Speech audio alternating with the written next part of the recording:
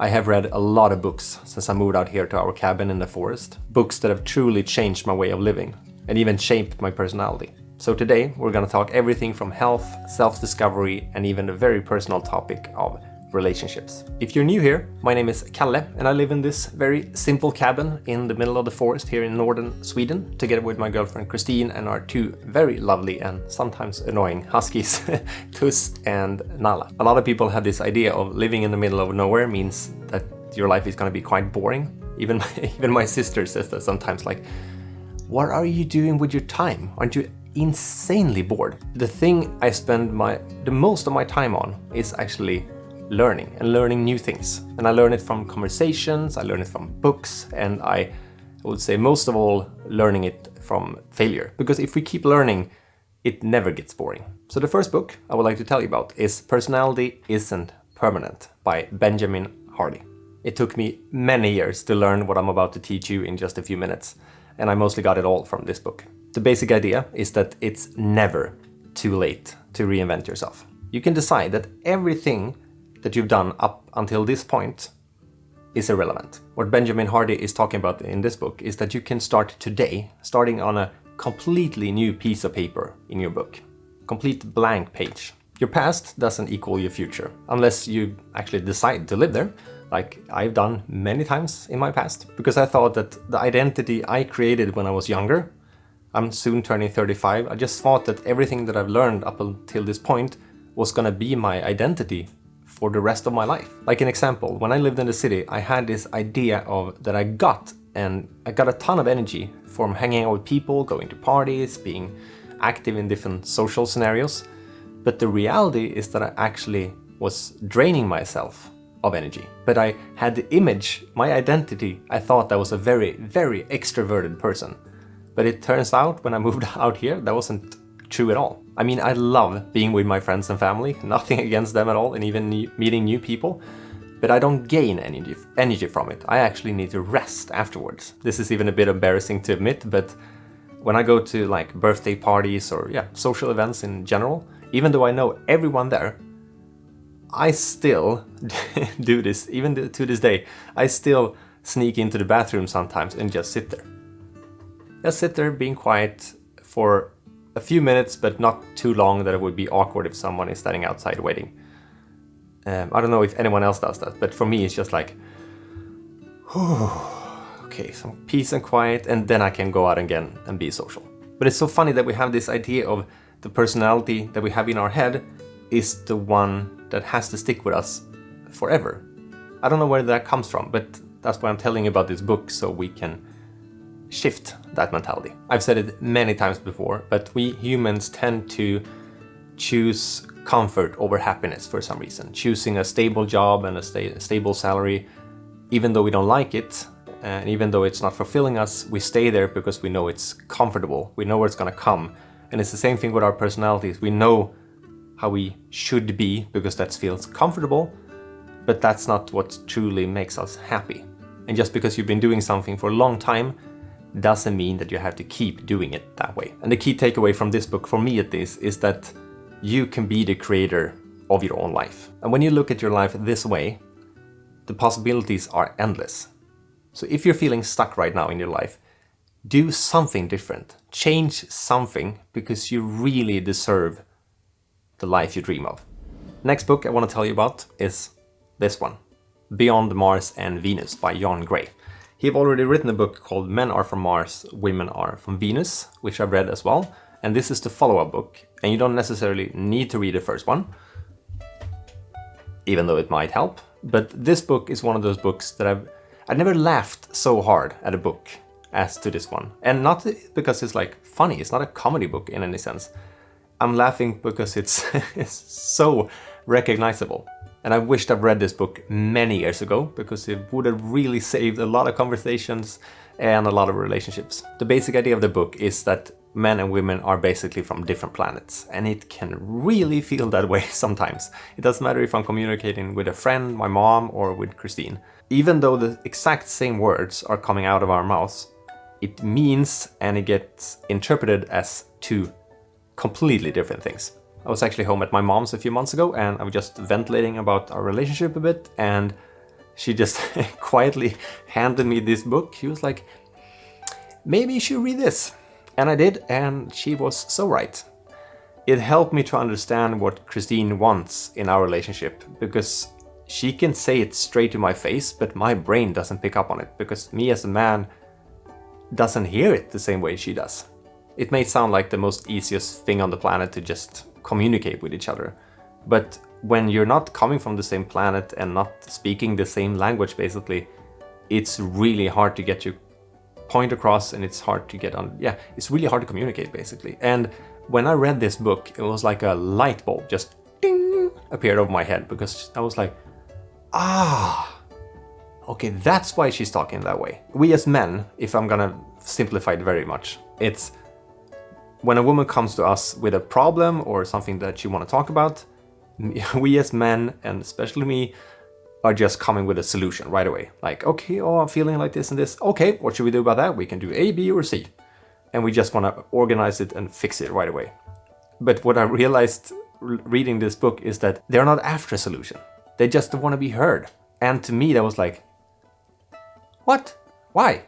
Isn't it better with a solution? And so a question that really helped me from learning this book was to ask Christina, when we're talking about something, it may seem very silly, but it really worked. Are you looking for a solution, or do you want to be heard? And it really helps, because when she communicates directly to me and says like, no, I just want to talk, I can try at least to shut off my fixer brain. I can give you an example of what happened this morning even. She called me because she was out with Tusanala, our dogs, and she called me and said like, oh, I'm so sad that I can't just fly up with a drone because they've been cutting down a lot of the forest around us. And I was like, okay. And my solution in my brain was like, just take the car somewhere else and take the drone there. She was like, yeah, but I'm so sad that the trees are down and I can't fly with the drone everywhere. And I was like, take the car somewhere. And my brain, it sounded so easy. And then we hung up. And then after like a few minutes, I was like, okay, now I get it. And I had to call her back and said, I'm sorry, okay, I misunderstood you. So this book is gonna be a relationship saver, I can tell you. Another example is when I lived in the city before with my friend Johan. We shared the apartment for 1.5 years before I moved out here. And looking back at that time, I was like, that was so easy. We almost never had any conflicts at all. We understood each other almost directly and could communicate no matter what. And now when reading these books and learning more about myself, it's like, it's because we're from the same planet. And when men actually want to ventilate and ask, especially another man, for help, me as a man have already tried to fix every possible scenario in this problem, because I want to fix it myself. And if I literally can't, I will ask another person to help me. And another man will understand that. But the woman, generally speaking, will try to talk about the emotions about the project that we're trying to fix, which is a complete clash. Because the way I'm ventilating is, I talk to a lot of my friends, but the way I'm really ventilating with myself is nowadays when I'm sitting in the sauna. It's completely quiet. It's just me with my own thoughts, and I just need to go into my cave, disappear for a while, and Christina need to let me be in my cave and then come out a better and happier man. The next book I want to share with you is called Why We Sleep by Matthew Walker. And this is one of the topics Christina talked a lot about to me, the importance of melatonin and why we need to rest in certain hours, why we need to shut off our screens at a certain time. And honestly, in the beginning I was like, yeah, sure. But after reading this book, I not only understood where she come from, but also the science behind it. And it has completely changed my way of looking at sleep, and also actually sleeping way better. Because my brain is constantly active. I don't know where that comes from, but I have a really hard time shutting off my brain. So I need the sauna, I need meditation, and I need sleep and rest. Usually, back in the day, I used to look at sleep and rest as an unnecessary and annoying thing because it stood in the way of me actually achieving my goals. But now I understand it is a part and a very necessary fact of me actually reaching my goal. Because without been sleeping in a good way and feeling rested, I'm not even being close to being the best version of myself. And it may seem like the most obvious thing on the planet to say like, yeah, we need to sleep more and better. Yeah, absolutely. But there are actually some key ingredients to why this is important. Because sleep is not only time for rest and relaxation, it's actually an essential part of our physical and our well-being. Because I think you know that as well. If you don't sleep well and you wake up a bit grumpy, you start your day in a wrong way, and if you sleep very poorly, that's even gonna affect your physical being. Because like, you know, if you're really tired and start driving your car, that's actually basically more dangerous than, I don't want to say more, but it's really dangerous that like sitting behind the wheel when you haven't slept. A few weeks ago I was at probably a bit surprising to you, but I was at a LAN party with my friends. We played computer games for 3 days straight. The first night we slept 2 hours and the second night like 6 hours. We do that twice a year, so I push myself those weekends, but otherwise I actually take care of my sleep quite well. But I felt after that weekend with the boys, I should not drive now at all. So I had to stay a day or two extra at my mom's and just rest, relax, sleep to get my balance back. And I felt basically hungover for a few days after staying up so late. But after implementing a lot of the facts that I've learned from this book have actually helped me and Christina has been a lot of the pusher in this area as well. We're actually going to sleep at 9 p.m. these days. First admitting that I felt a bit old because I've always been a night owl before. My creative period has been, I thought at least, it's been in the nighttime. But the funny thing is like I've now almost become like a morning person. So we go to sleep at 9 o'clock, at least we hit the bed at 9 o'clock. We're maybe not falling asleep right away. We're going to bed at 9 o'clock, and then at 6 a.m., around 6 a.m., I wake up every morning without any alarm clock, and I feel completely rested. And one of the rules that has been the key ingredients to this, I think, is that we don't allow any electrical devices in the bedroom at all. Only exception is when we actually need to put an alarm clock in, and that's very rarely. But we don't allow any cell phones, no laptop, no anything. And the difference is just major. I can feel that since I've gotten the sauna here, like ending my days with the sauna, I'm sitting, like putting up some lighted candles. There's the fireplace, of course, and just that kind of melatonin light, and then going straight to bed. I sleep like a baby. And I have had a hard time my entire life like relaxing after a hard day. I have needed to look at my phone or listen to a podcast or something. But taking down the light, removing the devices, doing something completely different, air out your thoughts before you go into bed is the key.